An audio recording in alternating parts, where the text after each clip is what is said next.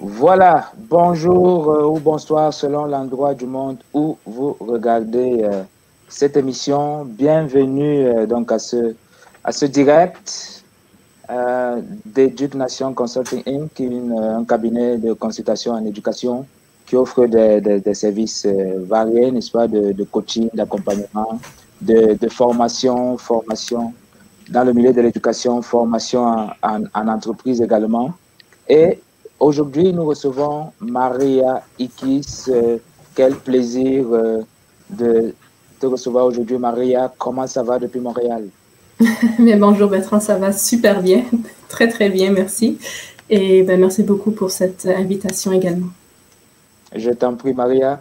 C'est un plaisir de parler de finances, de parler d'économie, de parler de stratégie. Nous vivons des moments spécialement difficiles, n'est-ce pas?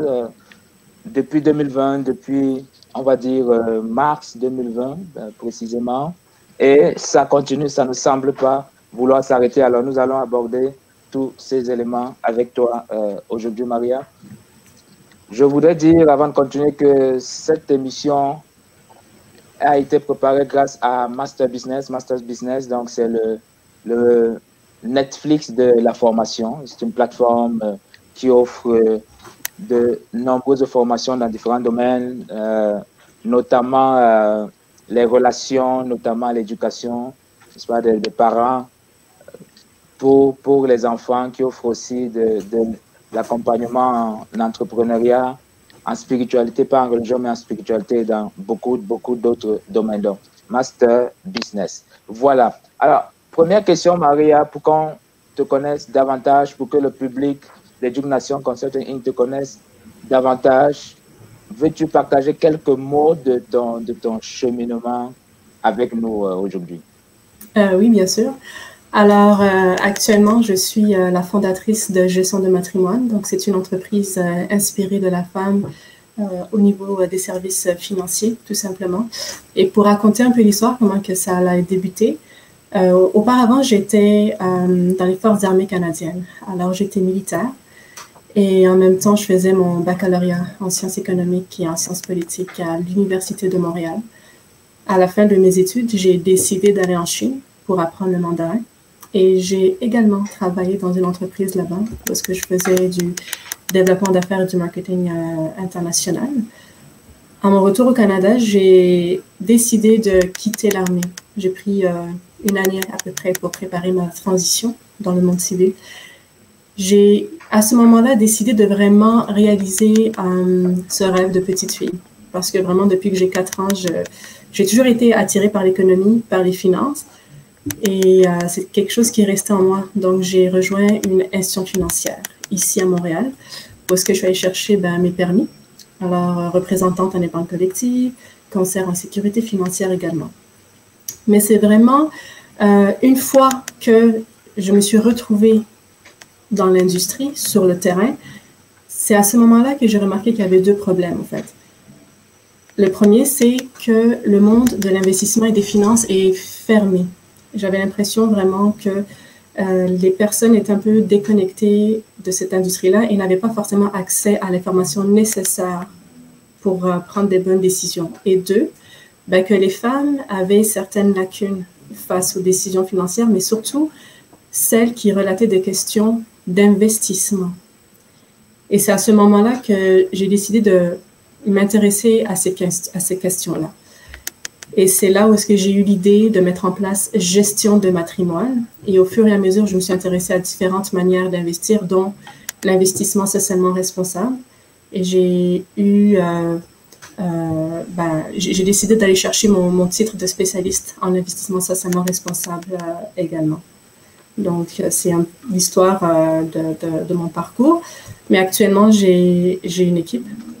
J'ai 2 mentors avec qui je travaille parce qu'on s'est retrouvés à peu près 3 ans et à l'heure actuelle, on travaille ensemble avec nos clients dans le domaine qu'on aime beaucoup. Voilà. Merci Maria. Nous allons entrer dans le vif du sujet tout à l'heure.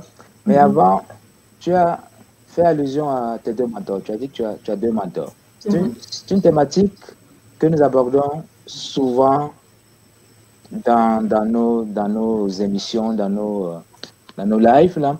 Quelle est pour toi l'importance du mentor? Qu'est-ce que c'est que le mentor, évidemment, sans entrer dans des questions confidentielles, mais de manière générale, pourquoi avoir ressenti le besoin d'avoir des mentors? Au fait, dans mon cas, moi, c'était vraiment, on va dire que l'univers me les a présentés, ils me les ont introduits dans ma vie vraiment. Et un mentor, pour moi, c'est un guide. C'est quelqu'un qui nous montre le chemin qu'il faut prendre et qui nous dit aussi certaines erreurs qu'il faut éviter. Et il nous transmet aussi leur connaissance, leur savoir, ce qui est vraiment important. Ça nous permet à nous-mêmes de nous développer dans le domaine dans lequel on se trouve et également d'acquérir plus vite des connaissances naturellement. D'accord? Alors, la relation mentor et mentoré, elle est, moi en fait, comment que je la décris, c'est vraiment une transmission de savoir. Vraiment. Et les mentors, ce sont vraiment des guides qui peuvent nous aider à nous propulser d'une manière plus rapidement, sécuritaire également dans notre carrière. Ok, excellent. Tu as un parcours un peu atypique, hein, de l'armée aux finances. J'ai bien envie de te demander, est-ce qu'il y a un lien ou ce sont deux mondes totalement opposés? Eh bien, ce sont des mondes parallèles quand même, d'accord? J'ai plus envie de dire ça, oui, opposés, mais bon, plus parallèles. Est-ce qu'il y a un lien? Bien, bon, avant d'être dans l'armée, j'étais dans les cadets de l'air. Alors ici, au Canada, on a ce qu'on appelle les cadets, on va dire, c'est une uniforme d'armée pour les adolescents de 12 à 17 ans à peu près, d'accord? Et mon père m'avait proposé de rejoindre l'armée. Tout simplement, il m'a dit, si tu veux, ben, si ça t'intéresse, en tout cas, tu peux rejoindre l'armée également. Et j'ai dit oui. J'ai dit oui, pourquoi pas.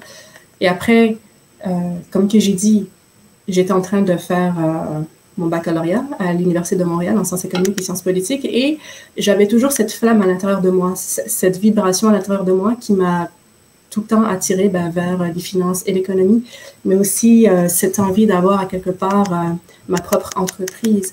Alors, on peut peut-être croire qu'effectivement, il y a un lien qui n'est pas forcément concret dans cette transition, mais je peux t'assurer qu'il était là à l'intérieur de moi, en fait. Alors ça, c'est sûr et certain. Voilà, merci pour cette réponse, Maria. Avant qu'on creuse davantage, là, tu as plusieurs titres, tu es notamment spécialiste en investissement socialement responsable. Je voudrais que tu nous expliques concrètement pour le grand public, hein, ce que ça signifie, quelle est la portée pour les personnes qui nous regardent. Et un autre titre encore, tu es, voilà, je regarde mes notes ici, tu es représentante en épargne collective, voilà. Qu'est-ce que ça veut dire concrètement? D'accord. Quoi on peut attendre de toi ou de quelqu'un qui porte ces titres-là? Ok, très bien. Alors, je vais commencer par celui de représentante en épargne collective pour ensuite expliquer plus précisément le deuxième. Donc, une personne qui est représentante en épargne collective, c'est une personne qui va proposer des fonds communs de placement. D'accord? Alors, les fonds communs de placement, c'est une manière d'investir, en fait. Okay? Par exemple, ici, à Montréal, au Québec, au Canada, lorsqu'on s'intéresse à ce type d'investissement, on peut l'utiliser, par exemple, à travers l'aide d'un CELI ou un TFSA en anglais, okay? un RSP. Okay?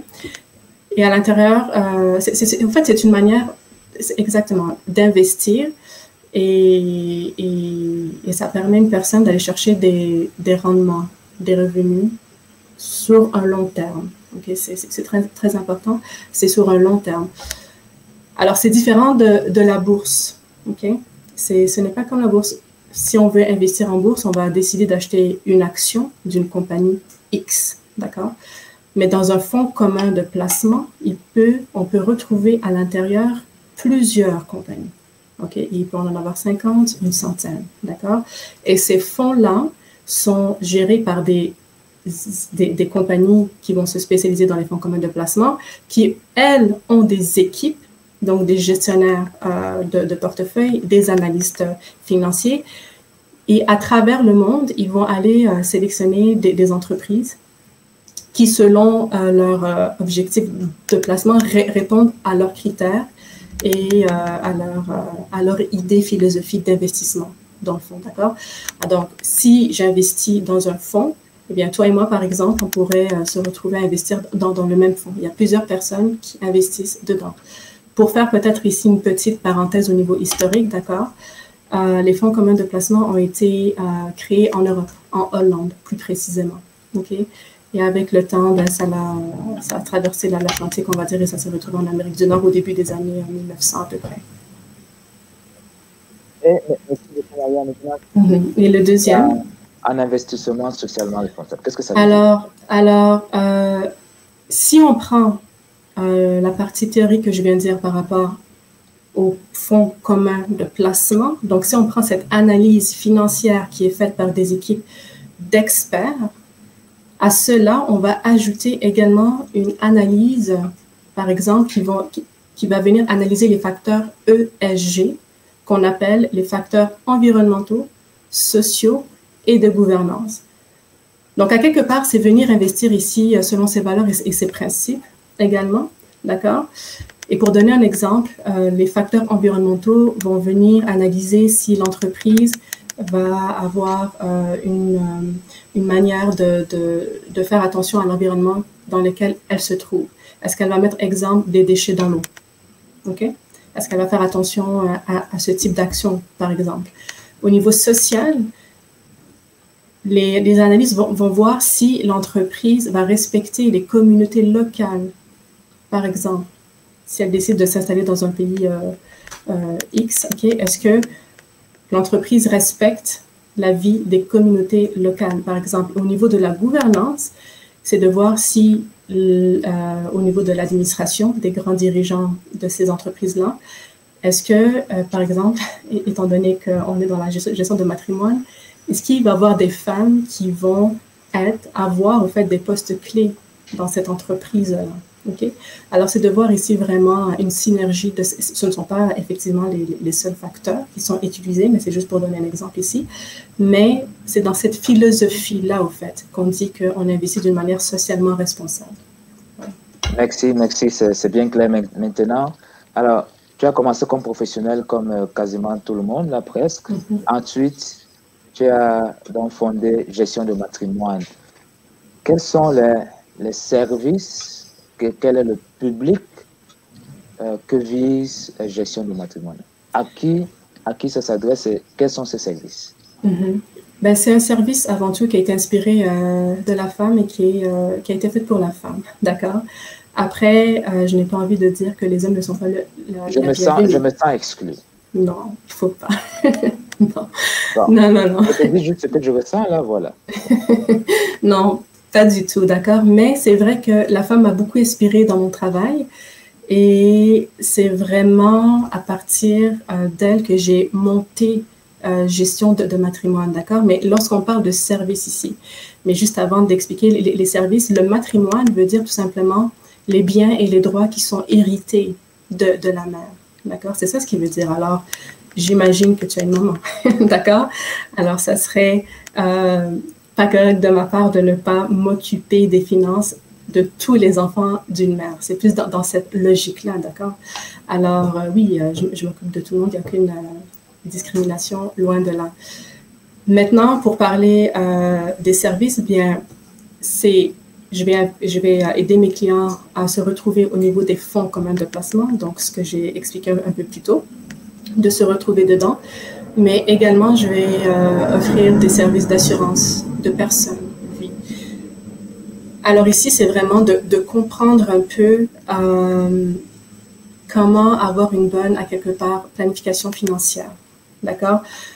Ici, au Québec, parce que c'est dans cette province que je pratique.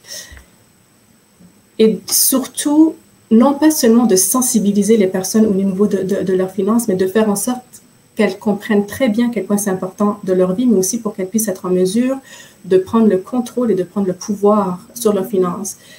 Et pour ce faire, elles ont besoin de connaissances.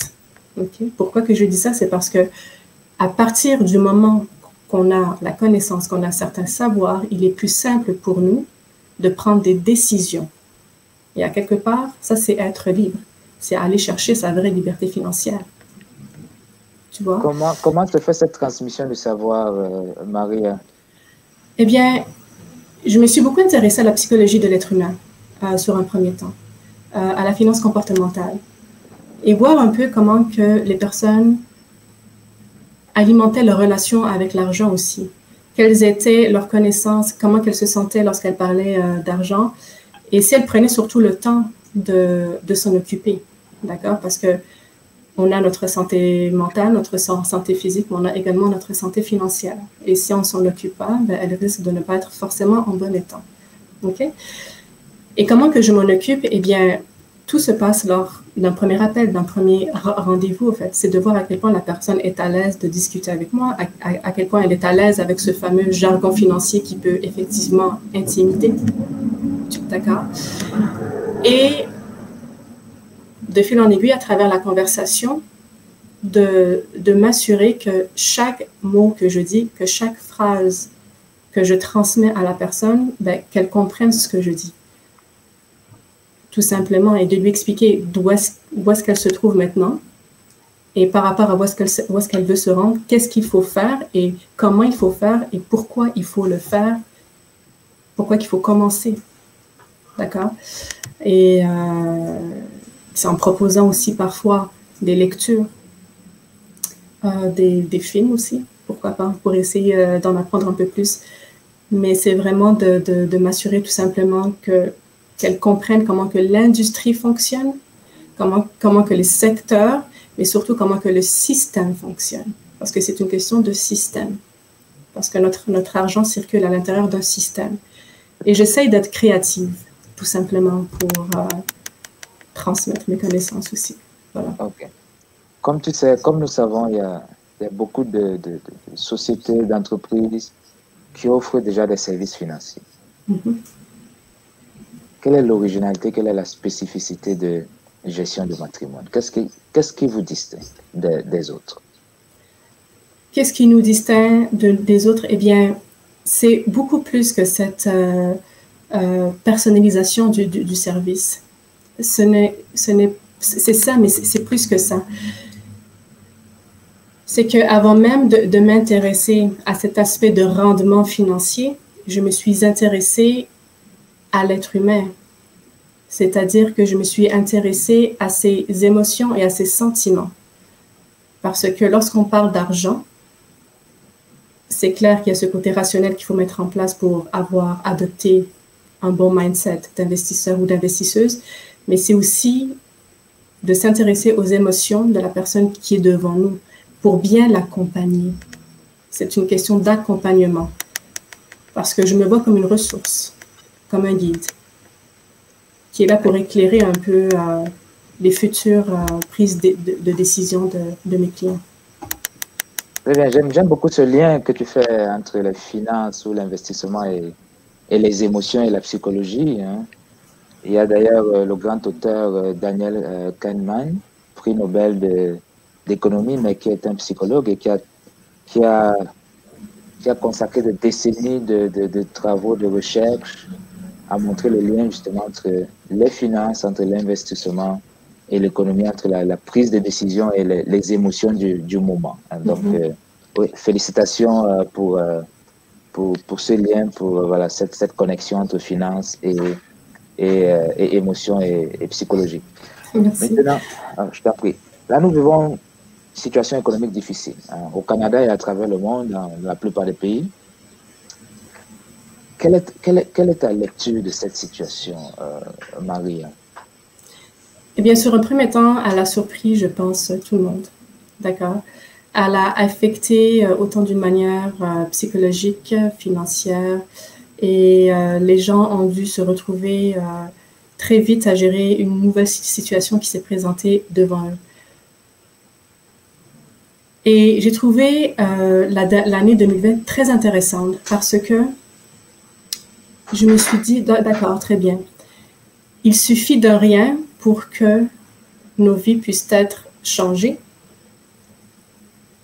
Et maintenant, je me dis que par rapport à cette question de la finance, si nous n'avions pas préalablement pris la peine de mettre, par exemple, un fonds d'urgence, d'accord, et qu'à cause d'un COVID qui se présente, eh bien, on perd notre emploi, effectivement, on peut se retrouver dans une situation qui est délicate ici, d'accord. Alors, je pense que ça nous a démontré à quel point que malgré qu'on a une routine que nous pensons qu'elle est stable, eh bien, c'est important de ne pas mettre certaines choses à demain. Okay. Et les finances sont des choses qu'il faut... Au fait, je dis souvent que vos finances personnelles, vous devez les gérer comme si c'était celles de votre entreprise. D'accord? Parce que les entreprises qui ont été... En fait, qui ont de bonnes habitudes de gestion ont pu se sortir d'une manière, on va dire, plus simple par rapport à d'autres entreprises. Alors, je pense que si on parle ici de finances personnelles, c'est quelque chose que j'ai remarqué énormément en 2020. OK. Merci Maria, quels sont ces gestes, quels sont ces bons comportements qu'il faut adopter pour parer à, on va dire, à toute éventualité comme cette pandémie? Qu'est-ce qu'il faudrait faire? Qu'est-ce qu'on peut faire dès aujourd'hui, Maria, pour mettre ses finances sur le droit chemin? Bien, on peut faire énormément de choses, ça c'est sûr et certain, mais je crois que c'est une question d'aller étape par étape aussi. Donc, sur un premier temps, ça serait déjà de s'asseoir et d'écrire au fait. Qu'est-ce qu'on a fait de bien, qu'est-ce qu'on a fait de moins bien, pour comprendre. Quels sont nos objectifs financiers, d'accord? Et ensuite, si on veut s'intéresser à l'investissement, quels sont les secteurs qui m'intéressent? Où est-ce que je veux investir? Quelle est ma tolérance au risque? Ça, c'est quelque chose de très important aussi, mais aussi de prendre la peine de s'informer. Parce qu'on peut parler de finances personnelles, on peut épargner, ça c'est bien. Mais aussi lorsqu'on parle d'investissement, c'est-à-dire qu'il faut apporter ici, comment dirais-je, il faut s'intéresser à la recherche. Parce que lorsqu'on investit, il y a ce côté de recherche qui est autant qualitative que quantitative qu'il faut appliquer. D'accord? Mais c'est clair qu'on peut commencer aussi avec des étapes qui sont simples. S'asseoir, faire un budget, comprendre combien d'argent rentre par mois. Est-ce que l'argent va fuiter dans des dépenses qui ne sont pas forcément nécessaires? Quelles sont les choses qui sont vraiment importantes pour moi actuellement, sur lesquelles je dois absolument dépenser? Donc, retrouver son équilibre. Parce que nous avons tous un équilibre qui est propre à nous-mêmes aussi. D'accord? Alors, c'est se retrouver à quelque part dans tout ça. Merci. Quelqu'un qui a perdu son emploi, et il y en a de dizaines de milliers au Canada seulement, et on peut multiplier par X nombre de pays à l'échelle de la planète, comme nous savons. Quelqu'un qui a perdu son emploi, qui n'avait peut-être pas d'économie du tout. On sait qu'au Canada, le taux d'endettement oscille aux alentours de 167-168% à peu près. Quel est le premier pas à faire? Le premier pas à faire, c'est... J'ai envie de dire qu'il faut... c'est de persévérer, au fait. Si on perd son emploi, c'est de ne pas se décourager, de trouver le moyen de se relever, d'accord? Par n'importe quel moyen, c'est-à-dire quelles sont les options que j'ai maintenant. C'est une question d'options. Où est-ce que je peux aller me trouver du travail? Est-ce que peut-être ça serait pas le moment pour moi de démarrer une entreprise? Parce que qu'est-ce que nous voulons maintenant, c'est que l'argent rentre. Alors, quelles sont mes options pour que je puisse avoir de l'argent et de travailler ces options-là? Parce que lorsqu'on perd un emploi, c'est effectivement, c'est pas une bonne nouvelle. Donc, ça peut nous mettre facilement à terre. Mais c'est de se motiver à quelque part nous-mêmes et de travailler les options que nous trouvons. Ok, parlons de la création d'entreprise, Maria, si tu veux bien, puisque tu évoques le sujet. quels sont les risques? Parce que souvent, je discute avec beaucoup de monde comme toi, voilà, comme tout entrepreneur, là. Et beaucoup de mes interlocuteurs et interlocutrices s'arrêtent sur les risques, en fait. Ils me disent, mais Bertrand, c'est juste trop risqué. Il y a trop de risques. X nombre, et puis on me sort certaines statistiques, X nombre d'entreprises au bout de 4-5 ans, les 3/4, notamment aux États-Unis, par exemple, à peu près les 3/4 des entreprises après 5 ans n'existent plus. Alors, qu'est-ce que tu répondrais à ces personnes-là? Parce qu'apparemment, cet élément, ce risque-là ne t'a pas arrêté dans ton envie, dans ta décision de mettre sur pied gestion de matrimoine. Effectivement, c'est clair qu'il y a des risques à prendre, d'accord? Mais ça fait partie de l'aventure, j'ai envie de dire.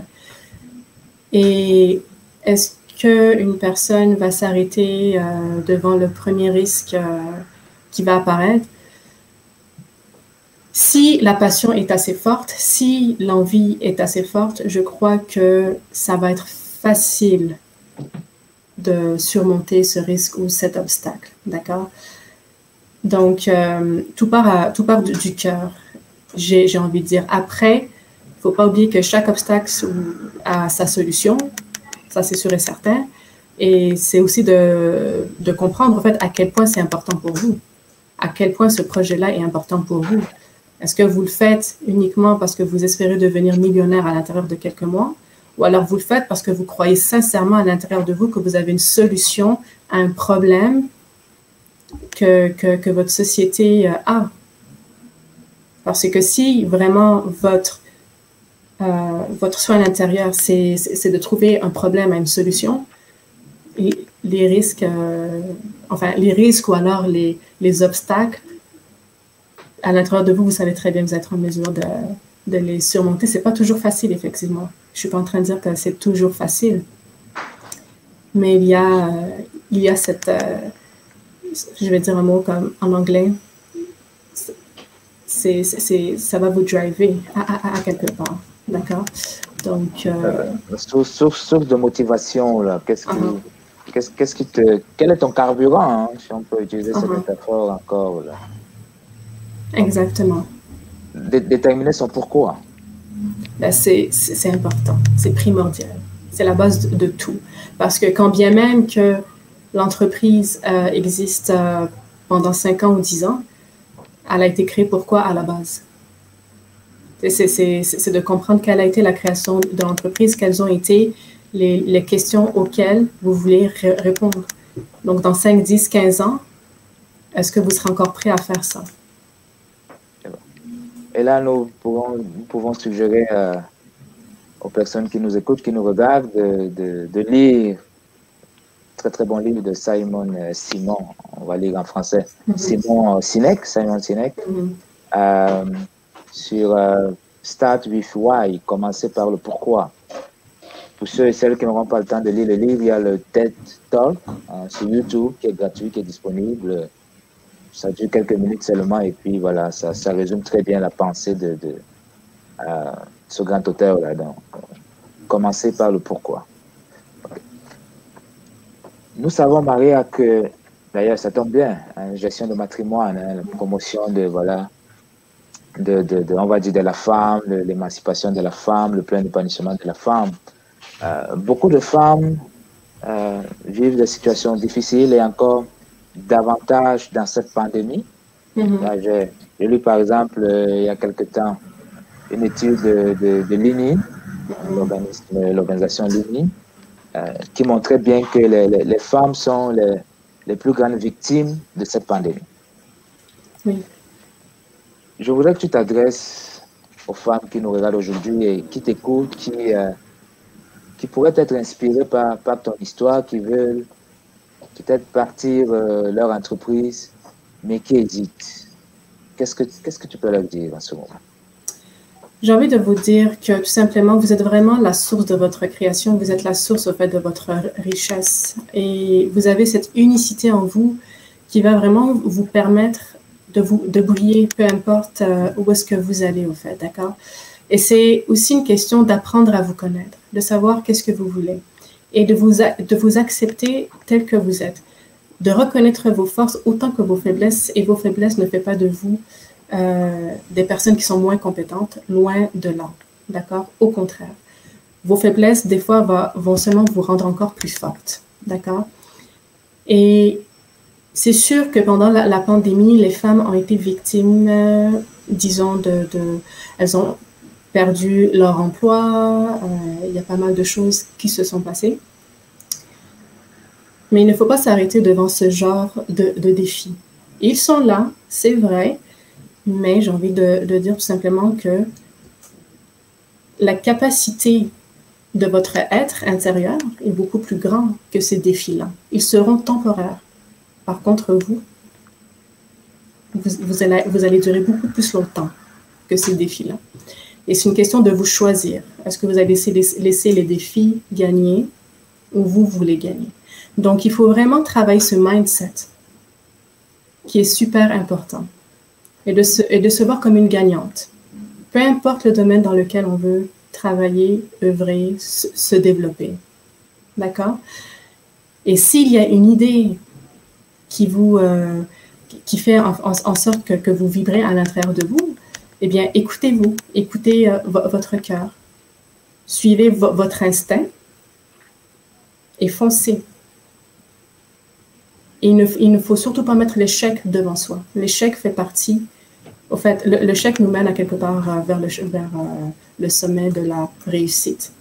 Et de vos échecs, vous allez peut-être même inspirer d'autres personnes autour de vous également. Donc, voyez-vous comme une source d'inspiration pour votre communauté, pour les gens qui sont autour de vous, pour vos familles. Et toutes ces croyances limitantes qui peuvent peut-être prendre le dessus parfois, il faut les éliminer. Comment est-ce qu'on le fait, Marie? Comment est-ce qu'on parvient à surmonter ces obstacles intérieurs, mais aussi parfois familiaux, parfois voilà, dans la communauté, dans la société? Je me mets à la place d'une jeune fille, d'une jeune femme qui t'écoute, qui te regarde, qu'elle soit au Canada ou ailleurs dans le monde.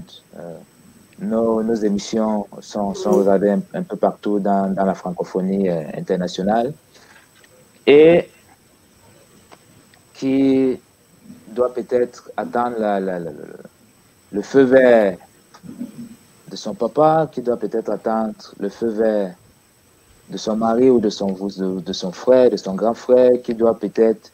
Voilà, il y a tel préjugé à surmonter. Comment est-ce qu'on fait pour dépasser ça, pour développer son être intérieur et être finalement plus fort que les circonstances qui nous tiennent prisonniers ou prisonnières?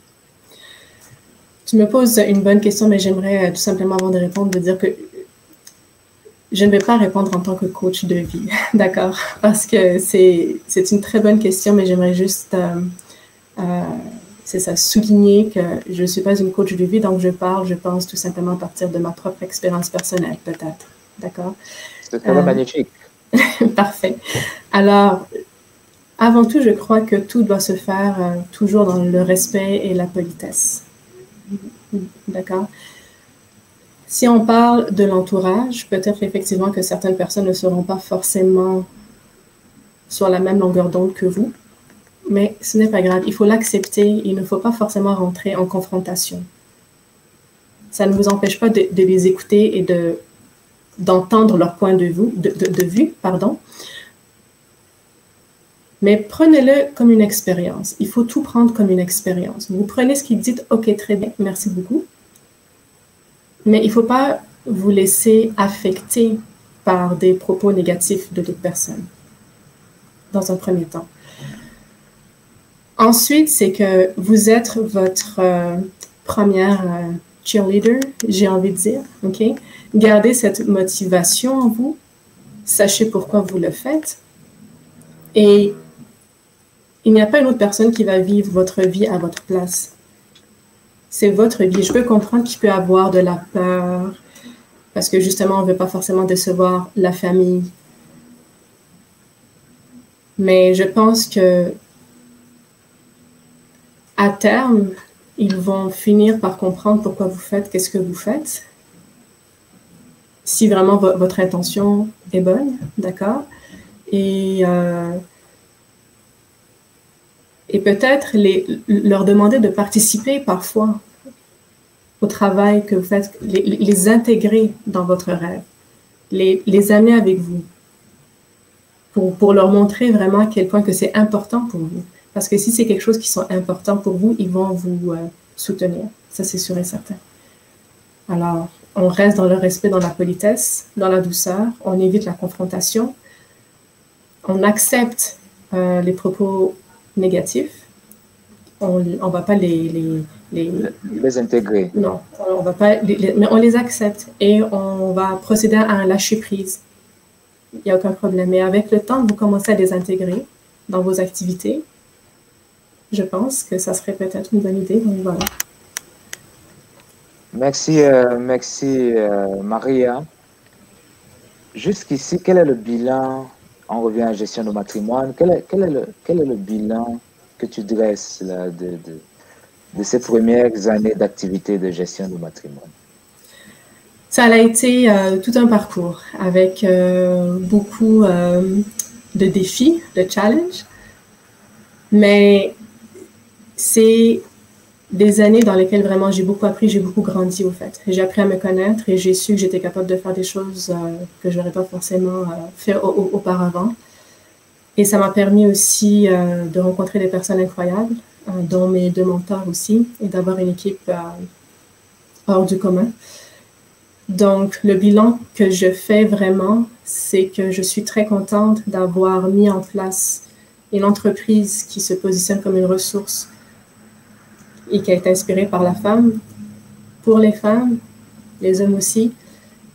Et le fait que je peux faire autant de bien par rapport à un sujet qui peut parfois être tabou, intimidant, ça me fait vibrer à l'intérieur de moi et je suis très reconnaissante, autant envers les personnes qui m'ont pris dans leur équipe et envers les personnes qui m'ont fait confiance, dans mes clients.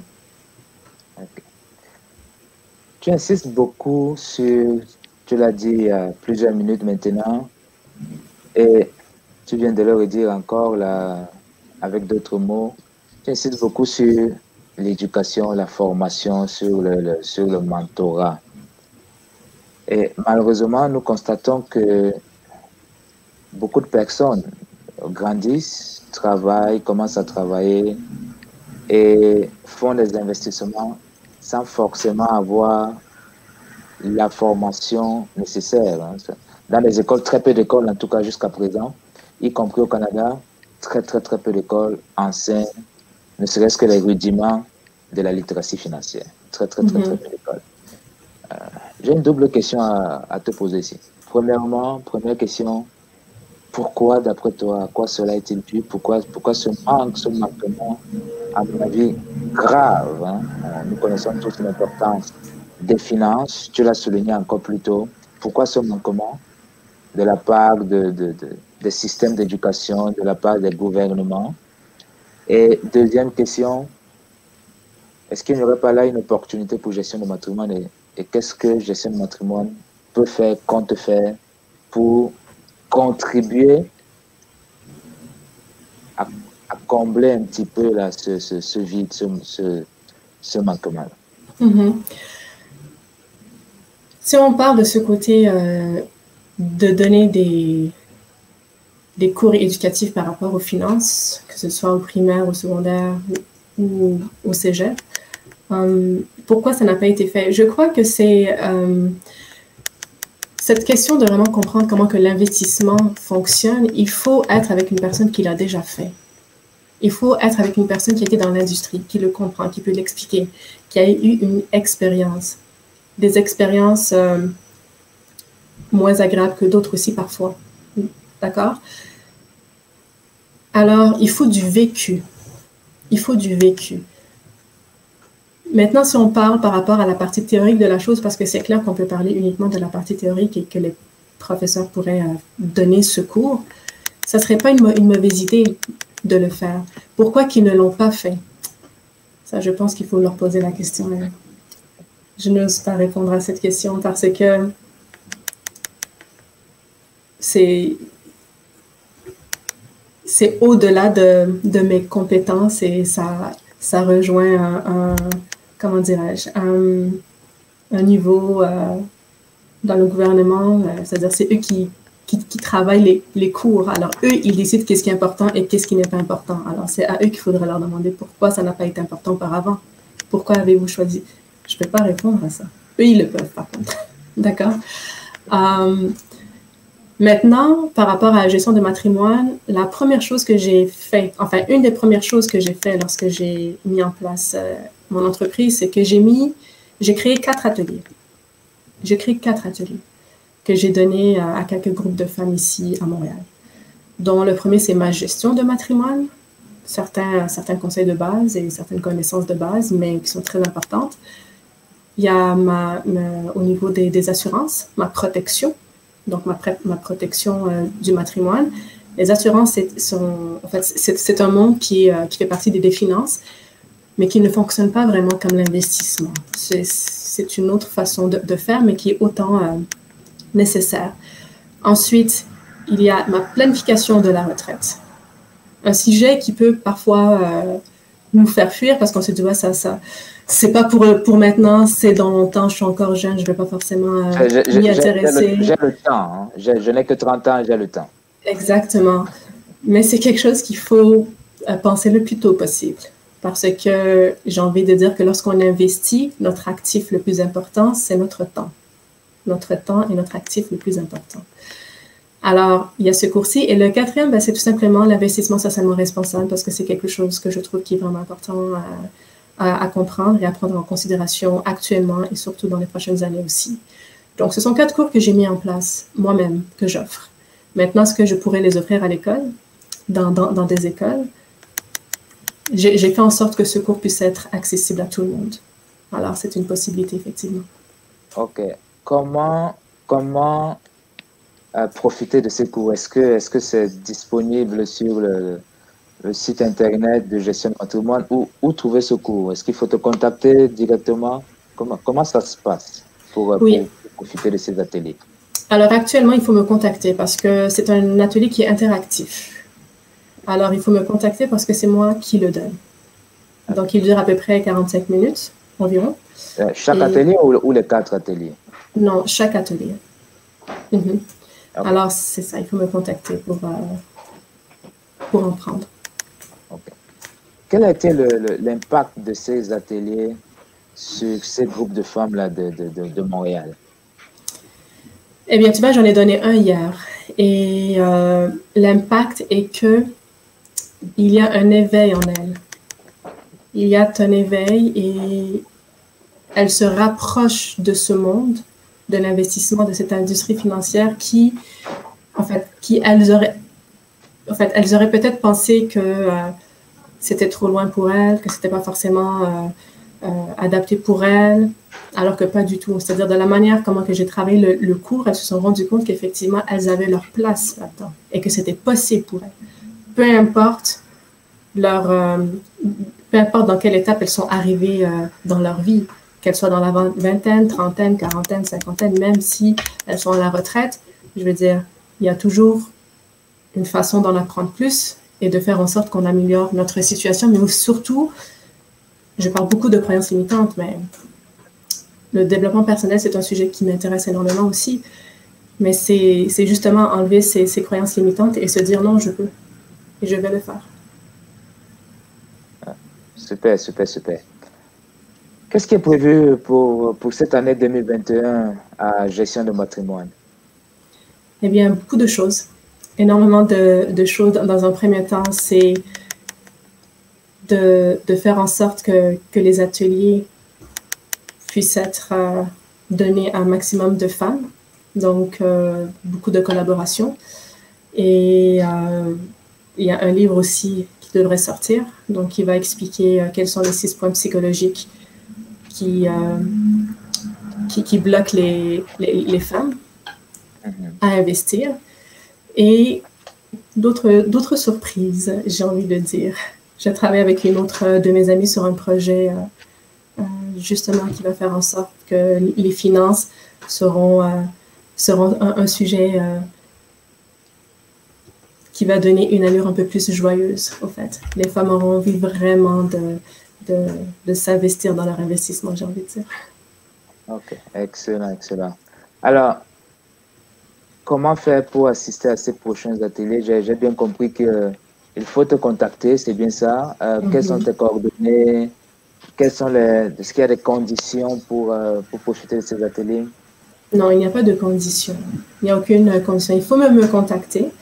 Et à partir de ce moment-là, je donnerai toutes les informations. Mais vraiment, c'est pour tout le monde. Et c'est ça ce que je veux faire.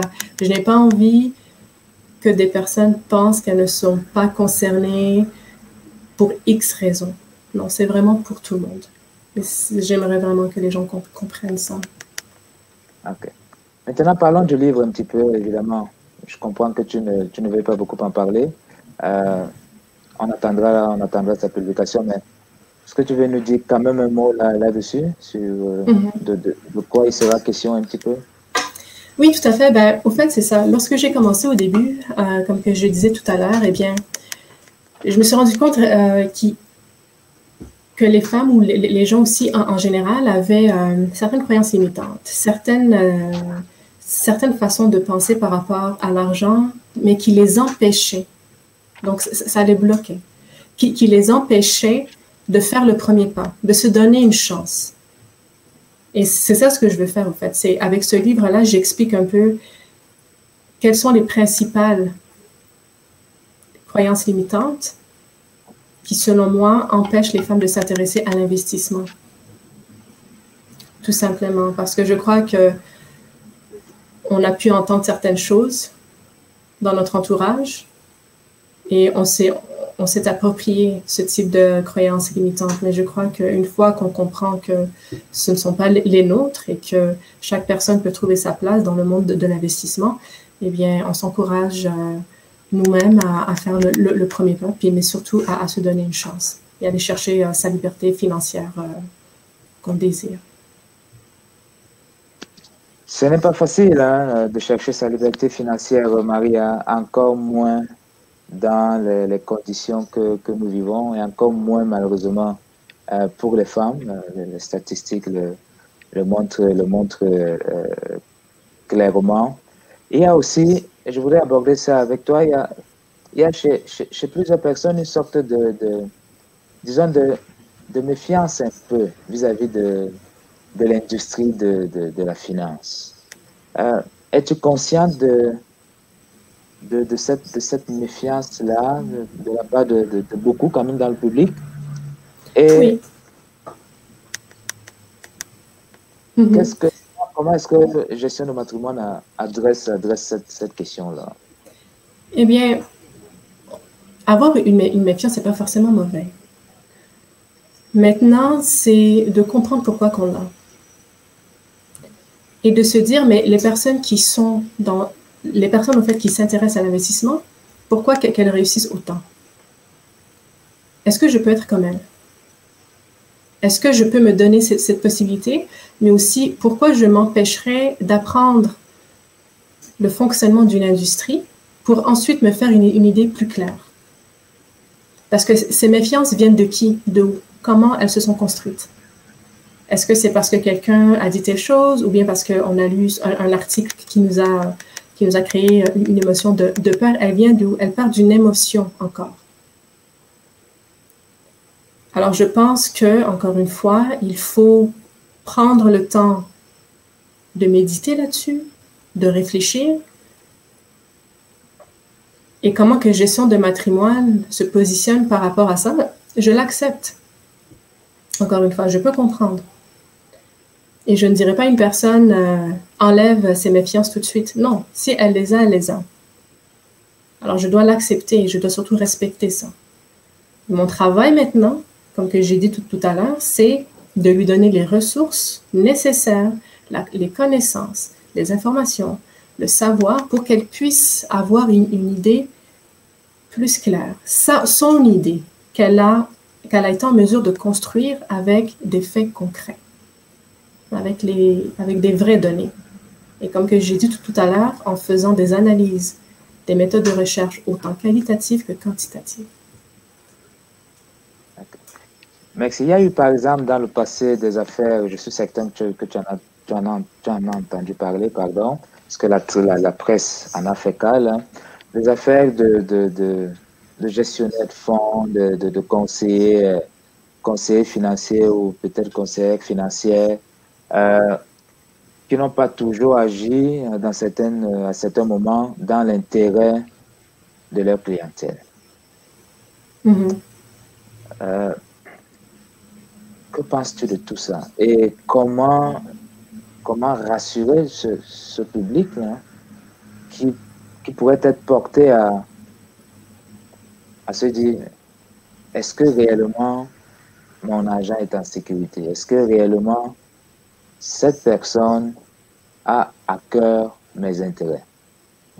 Est-ce que réellement cette personne travaille pour moi ou bien est-ce que cette personne travaille pour l'industrie, travaille pour telle ou telle compagnie? Ici, il y a pas mal de choses. D'accord. Alors, premièrement, effectivement, il y a des choses qui se sont passées. Mais il ne faut pas oublier que ce genre de situation peut arriver dans n'importe quel domaine, pas seulement en finance. Alors ça, c'est une chose qu'il faut prendre en considération. Maintenant, étant donné que ça touche l'argent, les gens travaillent pour leur argent. Donc, c'est émotionnel. On ne veut pas se faire voler. Ça, je peux comprendre. Et les personnes qui ont été des conseillers ou des conseillères qui ont fait des choses, eh bien, j'ai envie de dire, ça les regarde elles. Je veux dire, je n'ai pas envie de... en fait, j'ai envie de dire, ça ne fait pas en soi des mauvaises personnes. Elles ont fait un mauvais acte. Je n'ai pas envie ici de les diaboliser, je ne ferai pas ça. Mais c'est vrai qu'elles ont peut-être commis un acte qu'il ne fallait pas faire. OK? Et comment savoir si le conseiller travaille vraiment pour nous? Eh bien, il y a un livre qui s'appelle « Comment choisir son conseiller financier ». Il faut s'éduquer. Quel est le rôle d'un conseiller financier? Quel est son travail? Comment il est payé? Qu'est-ce qu'il doit faire pour moi? Qu'est-ce qu'il n'est pas obligé de faire pour moi? Avec qui cette personne travaille? Depuis quand qu'elle travaille? Est-ce qu'elle est enregistrée auprès de l'autorité des marchés financiers? Est-ce qu'elle a le droit de pratiquer? Est-ce qu'elle a déjà eu un problème quelconque? Quel a été le verdict de la situation? D'accord? Donc, il y a plusieurs choses qu'il faut savoir. Et lors d'un premier rendez-vous, c'est de voir si le conseil financier fonctionne, parce que c'est une relation d'affaires que le conseil financier a avec son client. Donc, c'est de voir si cette relation d'affaires correspond aux deux, autant pour le conseiller, autant pour le client. Donc, je pense qu'à partir de ça, les gens peuvent plus facilement prendre leurs décisions. Tout simplement. Voilà. Tout simplement. Voilà. Cela conclut ici notre entretien. Une toute dernière question. Où est-ce qu'on peut te contacter? Comment peut-on te contacter, Maria? Les personnes qui voudront communiquer avec toi. Eh bien, à travers mon site internet ou alors par email à info, pas de s, gestiondematrimoine.com ou alors à mon numéro de téléphone au 514-618-3998. Voilà. Mais j'ai également des réseaux sociaux, Instagram, Facebook, LinkedIn et Twitter. OK. Ce LinkedIn, c'est ton nom, j'imagine, ou le nom de la compagnie? De la compagnie. Le nom de la compagnie Gestion de Matrimoine. Pareil sur Instagram, pareil sur Twitter, etc. Magnifique. Est-ce que tu veux dire un dernier mot, Maria? Eh bien, j'aimerais tout simplement te remercier encore une fois de m'avoir invité et de passer un message aux gens, de leur dire que malgré la situation que nous avons vécue en 2020, de ne pas oublier que la vie est belle et d'apprécier la balade. Voilà. Merci beaucoup en tout cas. Pour ma part, j'ai bien apprécié cette balade d'une heure environ. Merci infiniment pour ton temps, pour le partage de ton expérience, de ton expertise. Aujourd'hui, Maria Ikis, donc depuis Montréal. Quel plaisir de converser avec toi.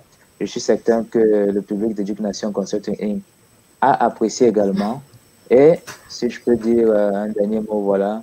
Cher public, n'hésitez pas à communiquer avec Maria si vous en ressentez l'envie et le besoin. Merci beaucoup à vous, vous qui nous regardez de chez vous. Merci pour votre fidélité à Education Consulting Inc. Nous nous retrouvons bientôt, tout prochainement, dans une semaine, oui, tiens, dans une semaine, pas une émission spéciale, là, le 23, ça va être annoncé sur ma page tout prochainement, mais vous avez la première, vous qui êtes là aujourd'hui.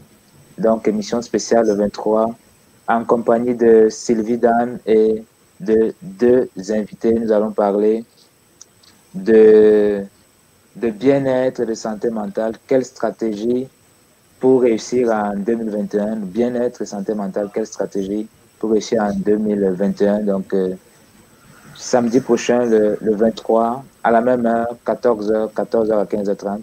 Co-animation Sylvie Dan et Bertrand Defoe. Je vous salue, cher public. Merci une fois de plus pour votre fidélité et à samedi prochain.